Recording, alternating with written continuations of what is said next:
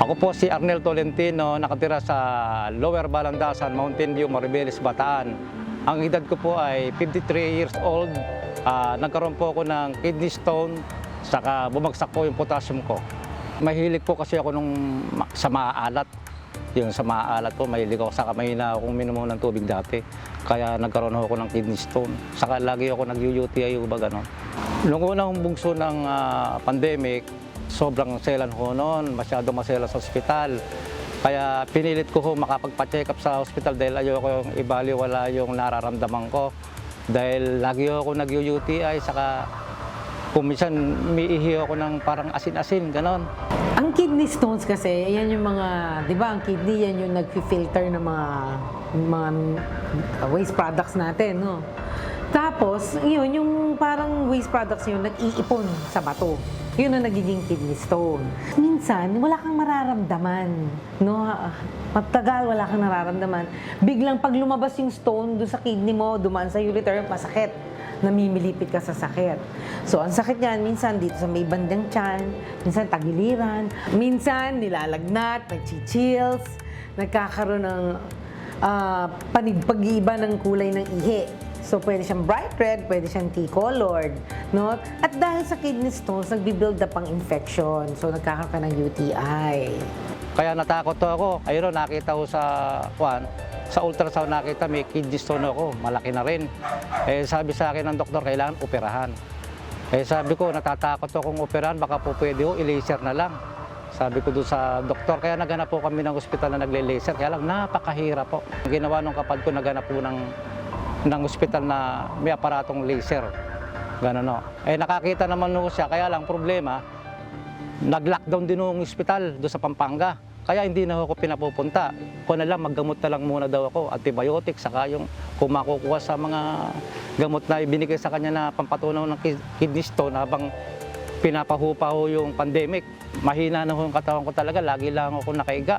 Tapos bumagsak yung timbang ko. Dating timbang ko nasa mahigit 70. Bumagsak. Naging, kung na lang, 54 yung timbang ko. Pumayat talaga ako.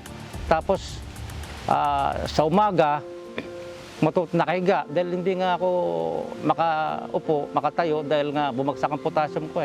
Napanood ko sa YouTube yung sa King Herbal Plus na maraming napapagaling. Ngayon, sinubukan ko, sabi ko wala na mawawala, saka walang side effect dahil food supplement. Pinilit ko subukan na minom ng King Herbal Plus. Awa ng Diyos, alapang isang bote, medyo nakaramdam na ako ng pagbabago. Nakakasandal na ako, nakakaupo na ako. Sabi ko, idedire-diretso ko. Meron din namang iniinom na gamot para ma-shrink ang kidney stones, tapos to let it pass out spontaneously.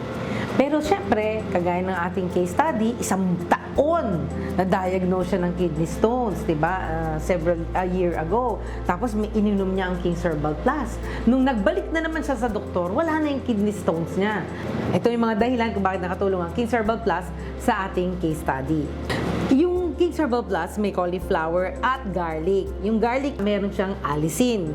Yan ay mga potent anti-inflammatory. Ang ibig sabihin niyan, binabawasan niya ang pamamaga ng tissues ng kidney, di ba?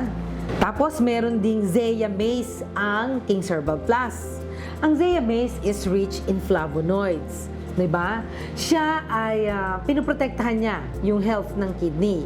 Alam niyo ba, ang Zea mace ay diuretic din para ma-facilitate ang elimination ng urine sa kidney at hindi mag-ipon. Ang Zea mace, tawag din dyan anti-lytic.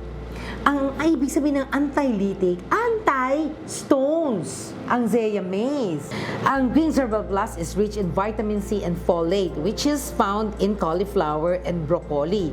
Ang broccoli, alam niyo ba na nakaka-reduce sa stress ng kidneys? Ang antioxidants na mula sa mulberry at miracle berry ay nakakatulong para ma-prevent ang damage sa kidneys. Ang lemonine at Chinese orange, which is rich in citric acid o citrate, ay magandang pang-cleanse ng kidney para mapigilan ang pag-develop ng kidney stones. Kaya, hindi ka na magtataka kung bakit nakatulong ang King's Herbal Plus sa ating case study. Dati hindi ako makalakad ng malayo. Ngayon nakakalakad ng malayo, saka pagka mainit, nahihilo ako. saka hindi ako makapagmaneho ng sasakyan. Ngayon, awa ng Diyos, kahit na Maynila pa, kahit saan pa, nakakapagmaneho na ako sa pamamagitan ng King Herbal Plus. Kaya nung sinubukan ko, malaking ginhawa ho yung naranasan ko. Awa ng Diyos, hindi na ho ako nag-UTI. Saka yung pag-ihi ko nagnormal, saka lumakas ho yung pakiramdam ko, saka yung balat ko, hindi na yung dati na kulubot, saka pumayat, gumanda ho yung pakiramdam ko. Saka yung timbang ko, bumalik na sa normal. Kaya yung marami nakakakita sa akin na mga kapitbahay ko, sabi niya, ano yung ginawa mo? Sabi niya, ba't bumalik yung kwan mo, yung timbang mo, saka yung balat mo, gumanda. Sabi niya, hindi kagaya ng dati. Sabi ko, may iniinom kasi ako food supplement, yung King Herbal Plus. Kaya sabi ko sa kanila, subukan nyo, sabi ko na itry nyo rin to kung ako gumaling.